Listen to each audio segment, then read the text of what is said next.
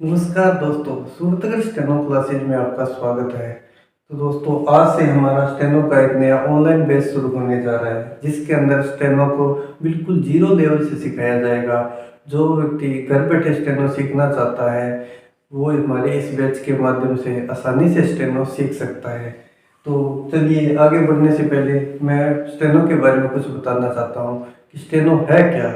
आजकल इसका क्रेज लगातार बढ़ता जा रहा है। दोस्तों, स्टेनो को अशुलिपि के नाम से भी जाना जाता है, या इसे संकेत लिपि भी कहते हैं। शीघ्र लिपि के नाम से भी इसको जाना जाता है। इसके बहुत से नाम हैं। यह क्या है, एक लिपिबद्ध भाषा होती है जिसके माध्यम से हम शीघ्रता से लिख सकते हैं या शॉर्ट में लिख सकते हैं।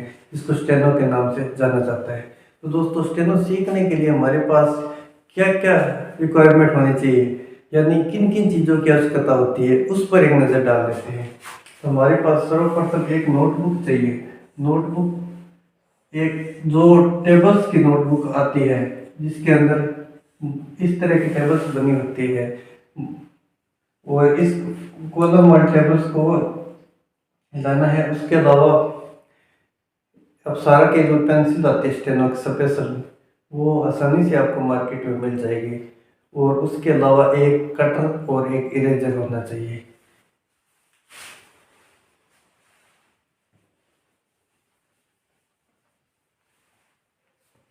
तो चलिए दोस्तों, शुरू करते हैं आज का टॉपिक, जिसका नाम है वर्णमाला। तो वर्णमाला में सबसे प्रथम अक्षर होता है कै। कै लिखने के लिए ऊपर से नीचे एक लाइन खींचे, ऊपर से नीचे बिल्कुल सीधी लाइन खींचे, इसको टेढ़ा नहीं करना है। इसकी जो डायरेक्शन है वो इस तरह बनेगी, ऊपर से लेकर नीचे तक। और नीचे से लेकर ऊपर नहीं लेके जाना है। अगर वो लेके जाते हो तो आपका यह गलत माना जाएगा। तो यह बन गया हमारा कै। ख बनाने के लिए क्या करेंगे, बिल्कुल इजी स्टेप है। कै लिखो, इसके नीचे छोटा सा एक पॉइंट लगा देते हैं। तो ये बन गया हमारा ख।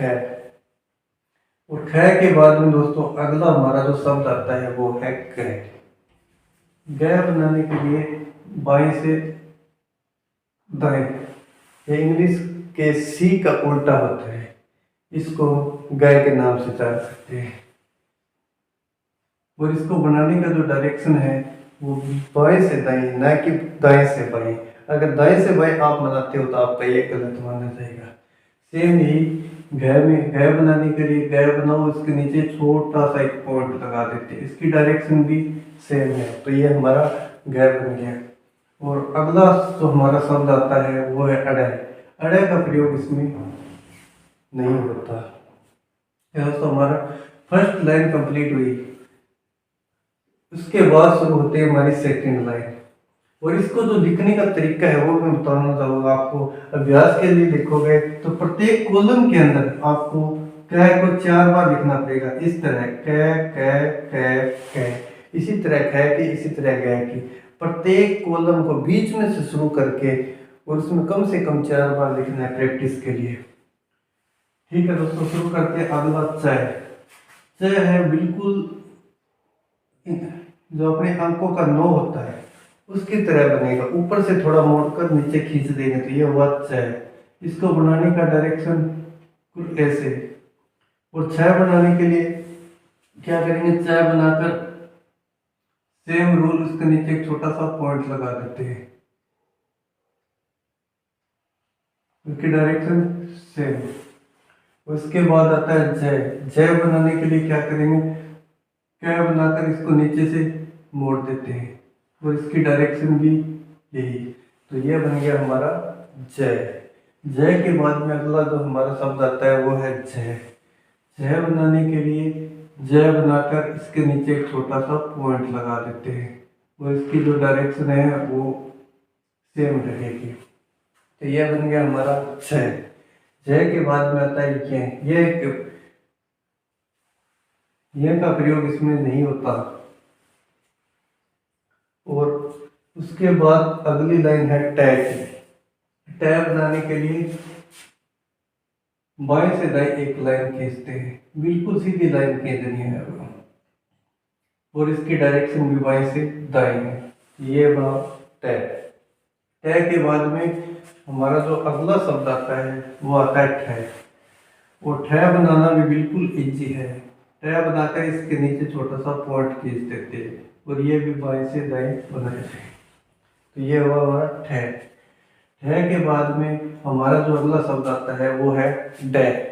और ड बनाने के लिए भी हमें बिल्कुल इजी तरीके से ट बनाकर उसको ऊपर मोड़ा जाएगा। तो इसकी डायरेक्शन यह रहेगी। तो यह शब्द हो गया हमारा ड।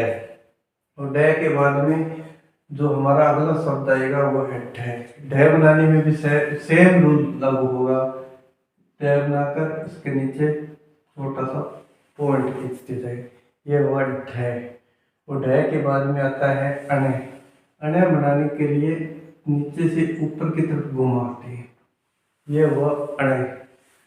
और इसको जो बनाने की डायरेक्शन है वो भी सेम इस तरह बाएं से दाएं चलेगी। अगला हमारा जो शब्द शुरू हो रहा है वो है तय। तय बनाना भी बहुत इजी है। तय बनाकर इसको आगे से मोड़ देते हैं, ये हुआ हमारा तय। और डायरेक्शन इसकी ये हुई। और तय के बाद में आता है थ।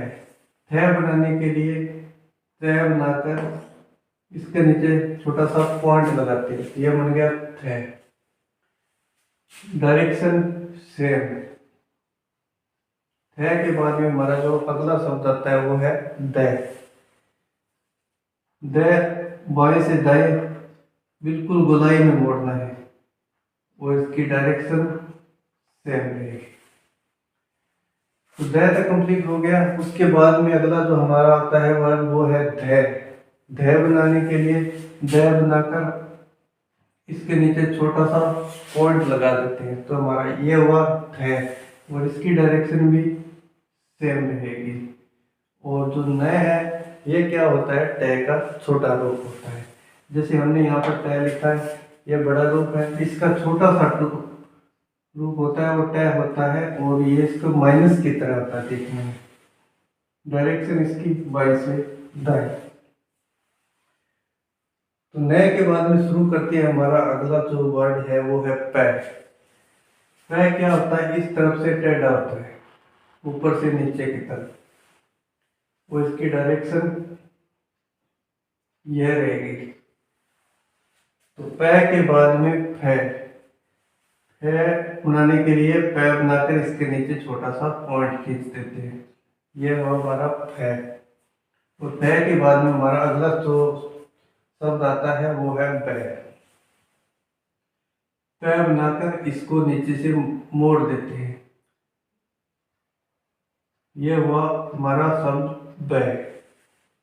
और बैग बनाना भी बिल्कुल इजी है। सेम बैग को बनाकर इसके नीचे एक छोटा सा पॉइंट खींच देंगे, यह हुआ बैग। उसके बाद में हमारा अगला जो शब्द आता है वो है मैं। मैं बनाने के लिए बिल्कुल गोलाई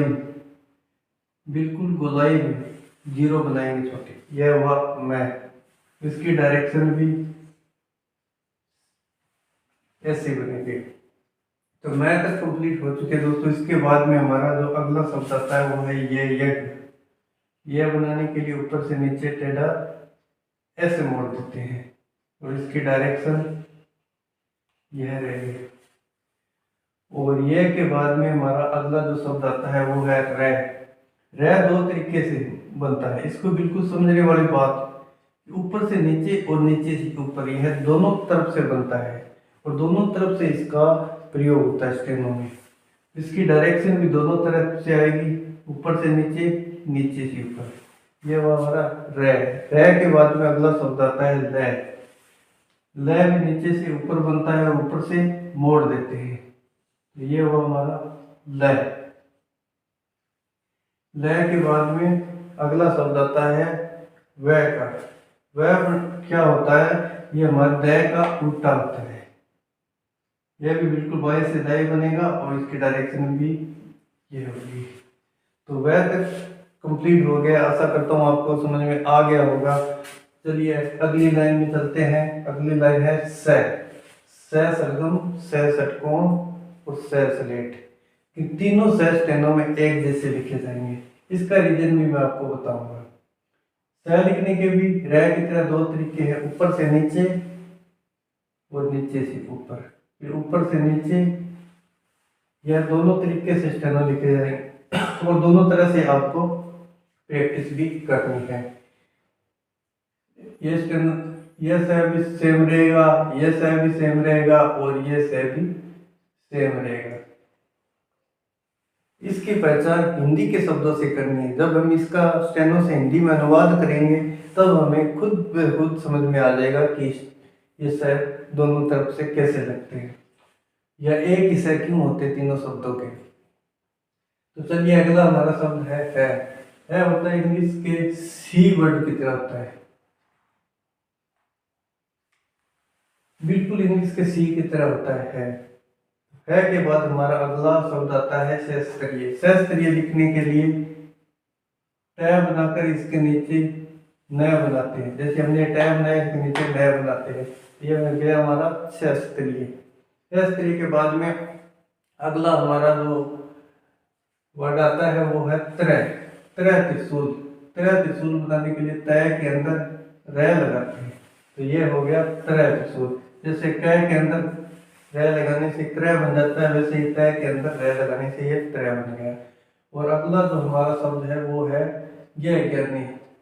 ज्ञ ज्ञानी बनाने के लिए गय लगाकर इसके अंदर छोटा सा पॉइंट लगाते हैं, ये हो गया ज्ञ। तो यहाँ तक हमारी वर्णमाला कंप्लीट होगी। चलिए 3 मात्राएं तो देख लेते हैं जो मोस्ट इंपोर्टेंट होती है स्टेनो के अंदर। ए, ई, उ। ए होता है वो रे का छोटा रूप होता है, और ई होता है ये क्या होता है पै का छोटा रूप होता है। जैसे ये हमारा अभी पै लिखा, इसका छोटा रूप ई है, वो ए है, ये रे का छोटा रूप है। उसके बाद आता है उ। उ क्या होता है कै का छोटा रूप होता है, जैसे ये कै है, इसका छोटा रूप है उ। तो आज का हमारा ये टॉपिक कंप्लीट हुआ। कल हम मात्राओं के बारे में अध्ययन करेंगे। अंत में सभी दोस्तों से गुजारिश है कि जो हमारे इस चैनल पे नए हैं वो कृपया सब्सक्राइब, लाइक और ज़्यादा से ज़्यादा इस वीडियो को शेयर करें। धन्यवाद।